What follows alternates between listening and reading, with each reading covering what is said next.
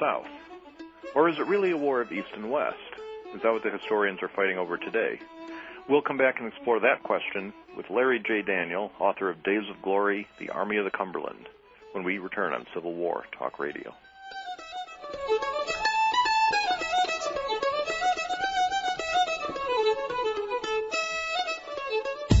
How much time each day do you spend managing your personal or business calendar? 15 minutes, a half an hour, maybe more. Is the conference room available for next week's meeting? And how many people do you have to ask to find out? Have you ever misplaced or, worse yet, lost your day planner or handheld device? And what do you do about that missing information? Do you own or operate a salon or carpet cleaning business? How about a realty office or any one of 1,000 other service-based organizations? Can your customers make their appointments even when your office is closed? If any of this sounds familiar, then Schedule Online is the solution for you. For more information, call toll-free 888-668-3355. That's 888-668-3355. Or visit us online at www.scheduleonline.com.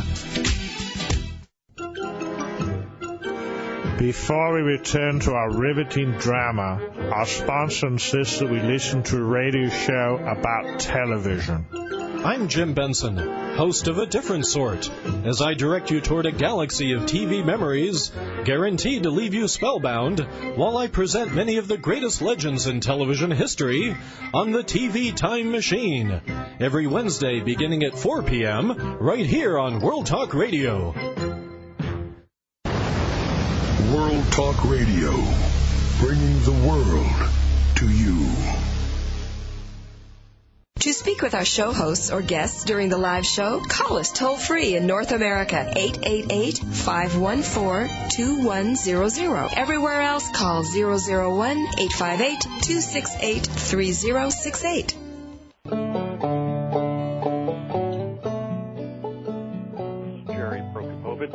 Civil War Talk Radio, talking today with Larry J. Daniel, author of Days of Glory, The Army of the Cumberland.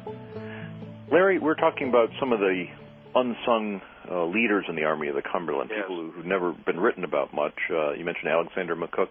You also mentioned Thomas Crittenden. Yes. Crittenden was the son of a very famous Kentucky senator. He was much more affable than McCook, much more popular than McCook, but in the end, at best, a very mediocre general. His career also was ruined at Chickamauga. When the Army routed, he took off for Chattanooga. Now, his excuse for that later on was very flimsy.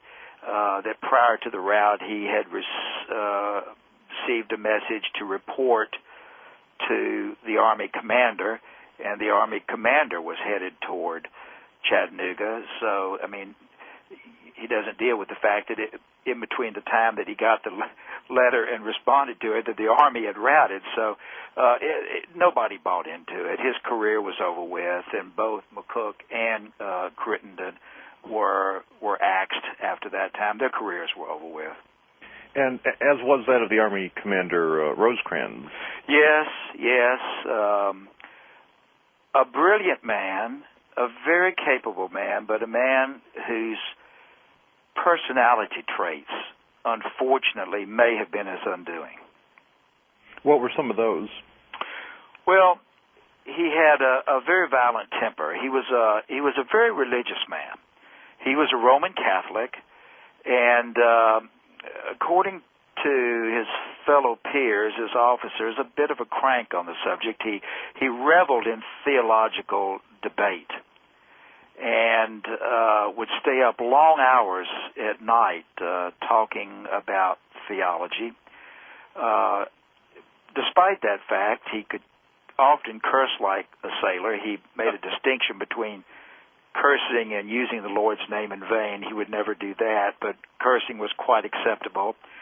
And he was a very excitable person. He was not like, for example, Grant, who was very calm, reserved. Rosecrans was excitable, and in battle he could get so excited as to stutter at times. And actually, I think that's the more normal reaction. I'm more curious about Grant and how he's unflappable in battle. I can understand people like Braxton Bragg, who commanded the Confederate Army. I can understand Rosecrans. That's how I would be. I would be excitable in battle.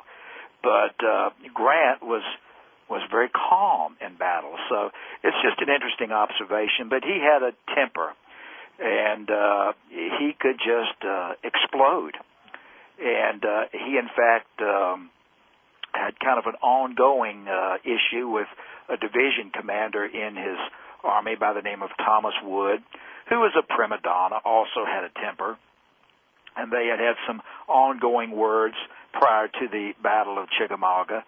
And there was a misunderstood order in the battle, and as you know, his division was ordered to be pulled out of line, and that's exactly where the Confederates make the breakthrough. So they spend the post-war years blaming each other on that. But a very, very unfortunate personality traits, I would say, Rosecrans had. The Army of the Cumberland was not blessed with charismatic commanders, certainly. No, it was not, and I think that's one of the points that I want to make, because I think that we studied so much about its counterpart, the Confederate Army of Tennessee, and we see it as an army that was immobilized with very weak leadership. It was no band of brothers. There was no loyalty to Braxton Bragg, and we think. I think mythically about the Army of the Cumberland that it was unified when exactly the same issues were going on in the Army of the Cumberland. There were disloyalties, there were cliques, and an army that was much more paralyzed, I think, by politics.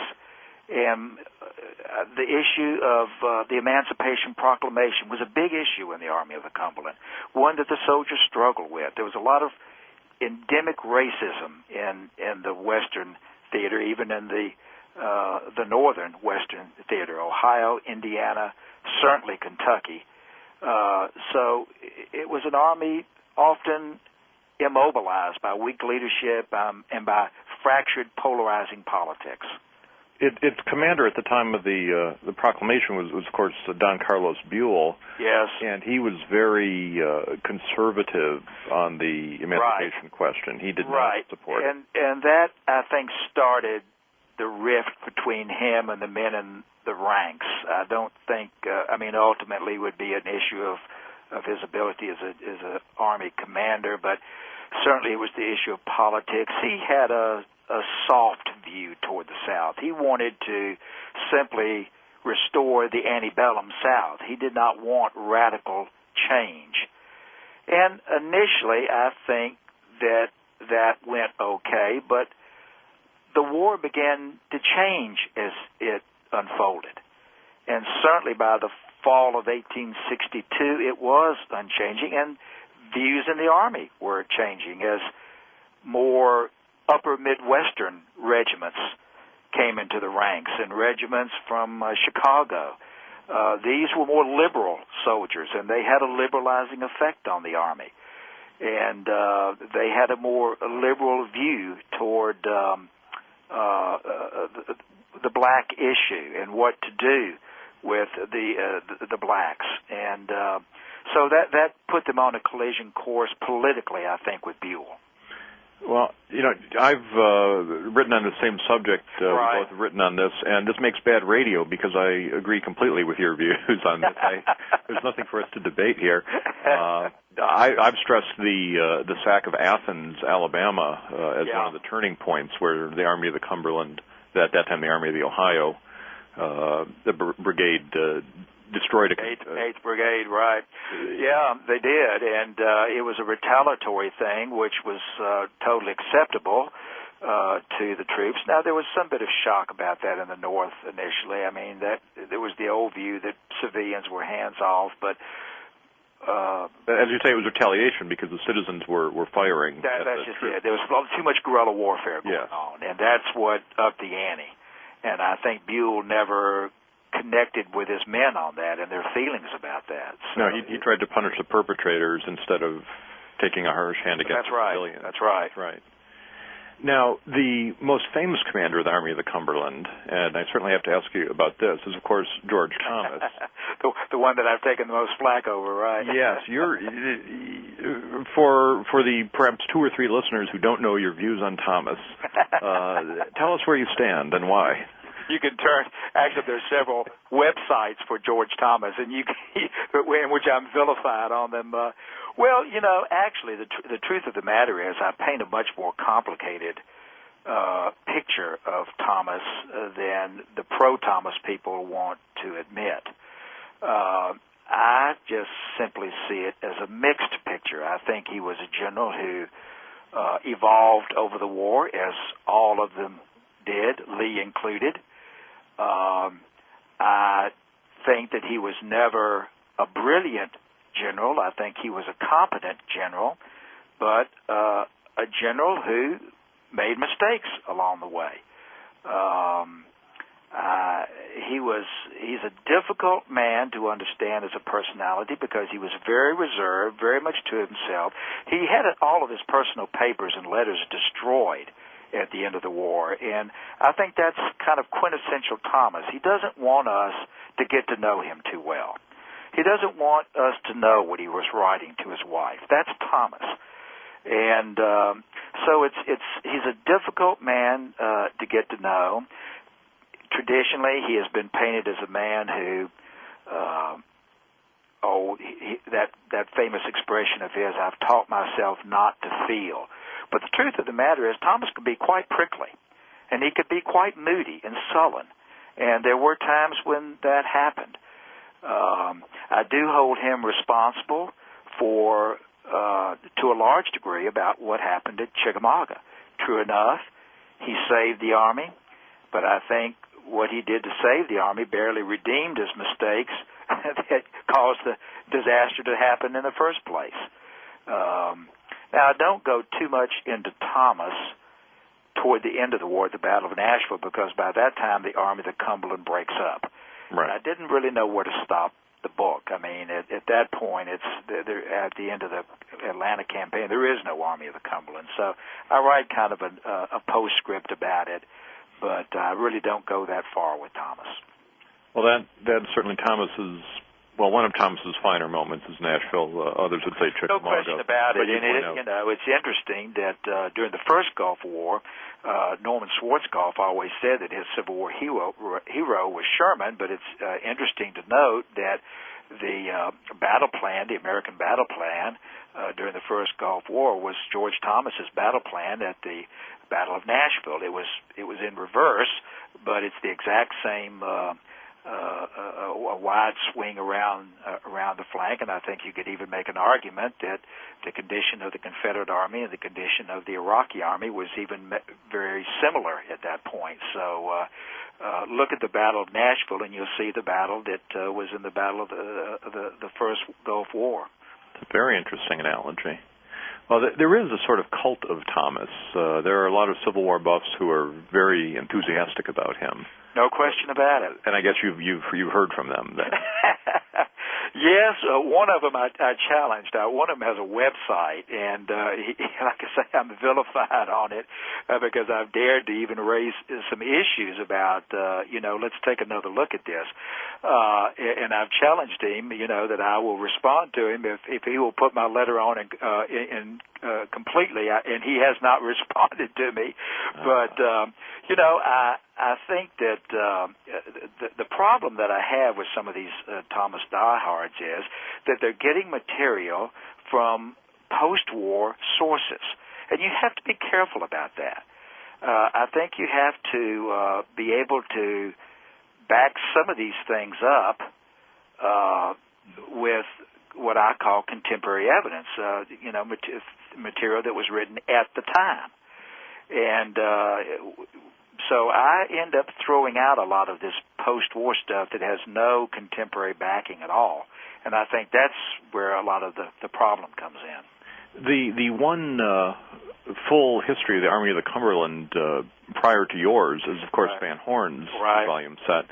What was Van Horn's relationship with Thomas? Well, they were very close friends, and Thomas was the one who really commissioned him to write the book, and he had access to Thomas's papers.